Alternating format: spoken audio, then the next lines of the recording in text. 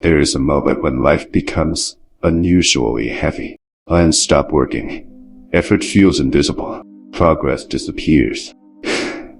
Most people, at that exact moment, come to a quiet conclusion. This must be a sign I'm going the wrong way. But what if the opposite is true? What if the resistance you feel is not a wall but a filter? The ancient Roman Emperor Marcus Aurelius once wrote in his private notes never meant for the public that the obstacle is not something separate from the path. It is the path. So here is the theory. Life does not test you randomly. It selects you slowly. And here is the strategy. Instead of asking, why is this happening to me? You begin asking, what is this shaping me into? Hard difficulty is a filter, not a punishment. In quiet moments, people often imagine success as something smooth, a straight road, clear steps, predictable outcomes. But reality is less kind and more honest. Difficulty exists because not everyone is meant to continue. This is not cruelty. It is structure. Every meaningful path, whether in craft, relationships, or inner peace, contains pressure points. These are not accidents. They are filters. They separate into rest from commitment. Anyone can start when things are exciting. You continue when things become unclear, repetitive, and slow. And that is precisely where the path begins to narrow. The ordinary person is not weak. They are simply unprepared for a world that constantly pulls their attention away. Distractions are designed. Comfort is engineered. Escape is always one click away. So when hardship appears, it feels unnatural, but it is not. It is the first honest signal that you are leaving the crowded path. The quiet truth about pressure. Pressure reveals what comfort hides. Under ease, anyone can appear disciplined. Anyone can seem patient. Anyone can believe they have strength. But remove the comfort and truth begins to speak, and things become difficult. Three types of people emerge. Those who retreat, those who resist, and those who adapt. The first group tells themselves a story, this isn't for me. The second group fights reality, exhausting themselves in frustration. But the third group does something subtle. They observe. They adjust. They endure.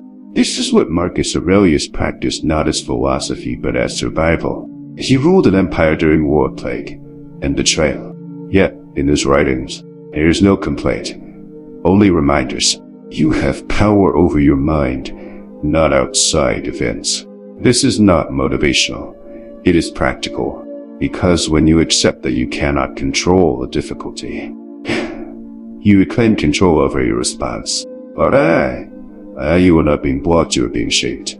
It is easy to believe that life is working against you, that something is unfair, that the timing is wrong, that others have it easier.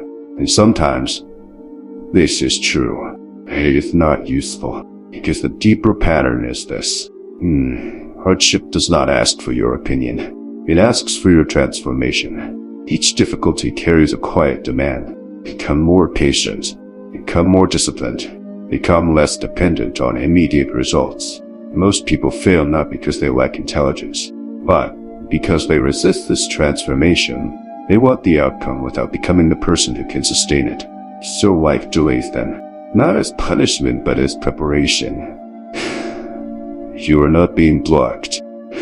You are being given time to grow into the role you are asking for. Part of the weight you carry is training you. There is a misconception about strength. People think strength appears after the struggle, that strength is built during it. The weight you carry today, uncertainty, fatigue, slow progress. This is not wasted effort. It is training. And like all training, it feels uncomfortable, repetitive, and sometimes pointless. But something is happening beneath the surface. Your tolerance is expanding. Your emotional reactions are stabilizing. Your identity is shifting from someone who hopes to someone who endures. This is the real work, and it is invisible, which is why many people quit. They cannot see the change. So, they assume it is not happening. But the truth is quieter. A person who can withstand more becomes more. Not overnight, and inevitably. Part V. The world is not neutral. It is important to understand something clearly. You are not operating in a neutral environment. The modern world is designed to fragment your focus. Endless notifications, short minus-term rewards, constant comparison. All of it pulls you away from sustained effort. So, when you try to do something meaningful, something long minus term, you will feel resistance. Yeah.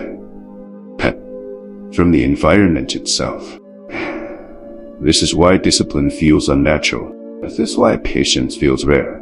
And this is why those who persist become uncommon. Not because they are special, but because they made a choice. A character choice. To stay when it would be easier to leave. Portia. Stoic shift. There is a quiet shift that changes everything. It is not dramatic. It does not require talent. Only awareness. Instead of seeing hardship as something to avoid, you begin to see it as something to use. This is the Stoic perspective. Not passive acceptance, but active engagement. When something goes wrong, you do not collapse. You examine. You ask, what is this teaching me? Where am I still weak? What can I improve?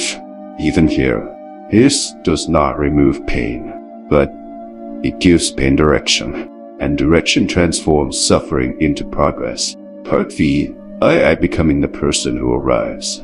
At some point, the goal itself becomes less important. What matters is who you are becoming along the way.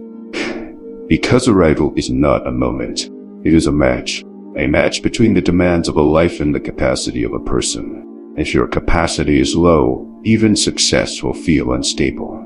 If your capacity is strong, even difficulty will feel manageable. So the real question is not, when will things get easier? But am I becoming someone who can handle what I am asking for? This is where most people hesitate, because it requires honesty and patience and the willingness to continue without immediate reward. When life becomes harder, most people step back, but a few step forward. Not because they enjoy the struggle, but because they understand it. They see what others do not. Difficulty is not the end of the road. It is the narrowing of it. And if you can continue calmly, steadily, without panic, you will notice something unexpected. The noise fades. The competition disappears. And what remains is a quiet path. One that was always meant for fewer people. Perhaps even for you.